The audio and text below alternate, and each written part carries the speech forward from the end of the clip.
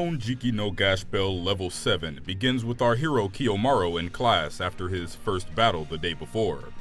He seems lost in thought, stuck thinking about the Momoto, or demon child, that they had to defeat. Even Mizuno notices that he's been lost in thought all day and is probably worried about him. And she leaves her friend's legs buckling under the weight of this box, but she's okay, she'll be alright. He's still stuck thinking about yesterday's battle. Now, even though they came out victorious, the reality starts to set in that these kids are far from normal. I mean, the book owners themselves already know that, but now Gash, a kid who lost his memory, is finally starting to realize that the lightning power isn't from Kiyomaru, it's from him. Now, this was the first real battle of the series, so from this point on is where it takes a more serious tone. The first, 5-6 chapters were more comic relief and slice of life. But this is where the tournament-style Battle Shonen series really starts. Now, ever since the first chapter of the series, Gash had always assumed that Kiyomaru made the lightning and caused the explosions through whatever methods he had. But now he's finally starting to realize that it's him. And like I said before, having amnesia and thinking you're just as human as everyone else in this world, it really threw him for a loop. Realizing that he's just the same as that demon kid Raycom, he starts to worry that he's a monster. And it's here where we see the results of that thought process. He is standing on top of this tower, and Kiyomaru is assuming the worst. Now, this story takes place in Japan, and Japan's culture is very work-oriented, and they tend to overwork themselves and stress out a lot in their daily lives. So unfortunately, suicide is kind of a common thing there, and considering this story takes place in Japan, you see why Kiyomaru would be so worried when he sees this kid on top of a tall clock, potentially ready to make the plunge. You thought! He's honestly just trying to summon the lightning, which is hilarious. And that's why I love this series. It has a perfect balance of comedy and action. And Kiyo just smacks inside that jungle gym with the goofiest pose. Turns out Gash was just trying to show off to the local kids at the playground. And it could be worse. He could be depressed and a sad sack and threatened to leave the village when he found out truths and all this. But no, he's a good kid, and he's trying to cope with the fact that he's different than everyone else.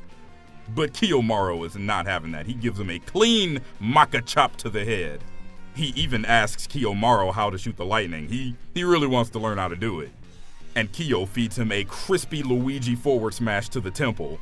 Like, that looks painful. He starts to scold him because he was really concerned when he couldn't find him and thought he would be moping and depressed.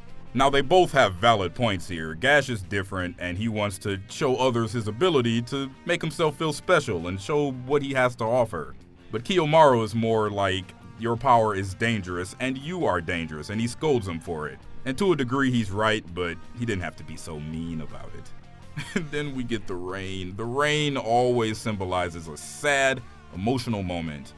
And this is the first we've really had of the series so far. Gash tells Kiyo to go away and that he never wants to see him again. And Kiyo feeds him the same lines. Neither of them mean it, but you know how emotions get. They are both riled up, and unfortunately, it happened at a really bad time. And you think back to the start of the series when Kiyo didn't want anything to do with Gash. He was pissed off at his dad for even sending him to him. But they've built a bond, and it's still at the beginning stages, but later on throughout the series, they become like brothers, and it is lit. But at this point, it seems like they're parting ways. Even though you really can't just abandon a kid, but whatever, it's a manga. And sadly, even the kids start to leave him because he couldn't shoot the lightning.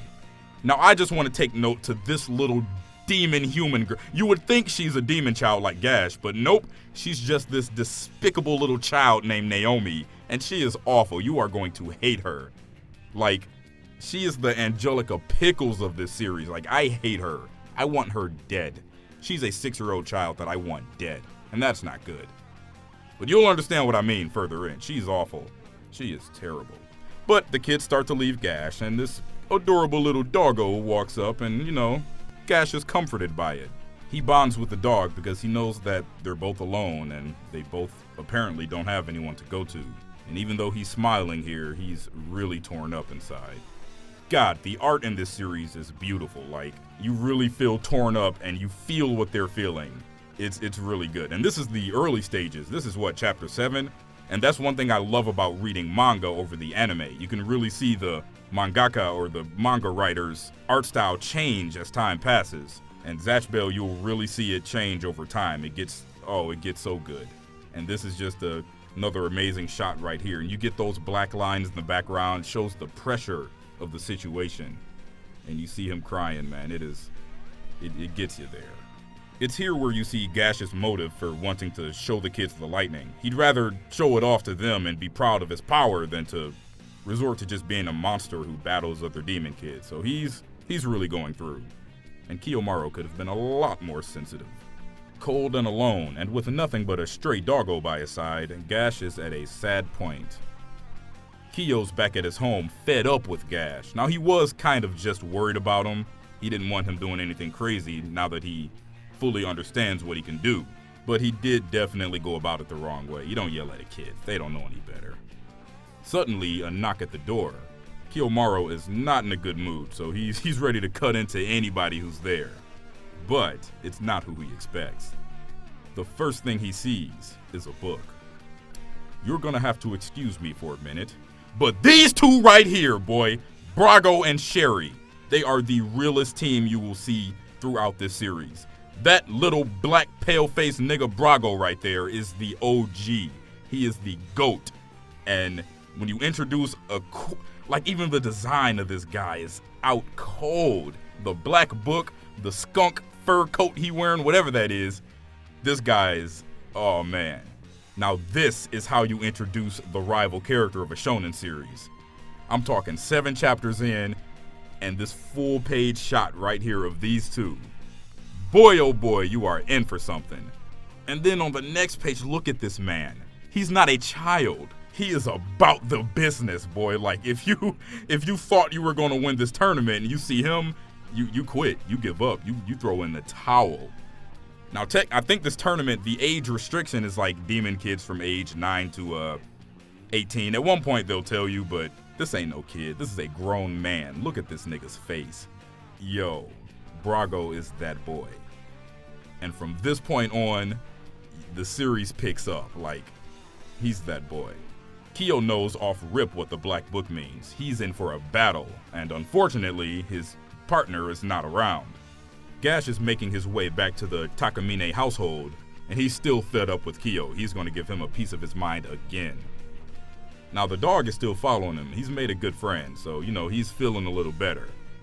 As Gash heads into the house, he notices the pair of shoes and sees that there's a guest. Forgive me if my reviews are the only way you're keeping up with this series, because I've been spoiling things that you're not supposed to learn till later chapters, like the whole not backstory, but the origin of Gash and the Demon Kids is basically right here. They're in a tournament in the human world. I recommend reading the manga yourself, either online or go buy the physical copies. But if my reviews are the only way you read it, then I'll happily start not spoiling things and we'll just read it along as I review each chapter.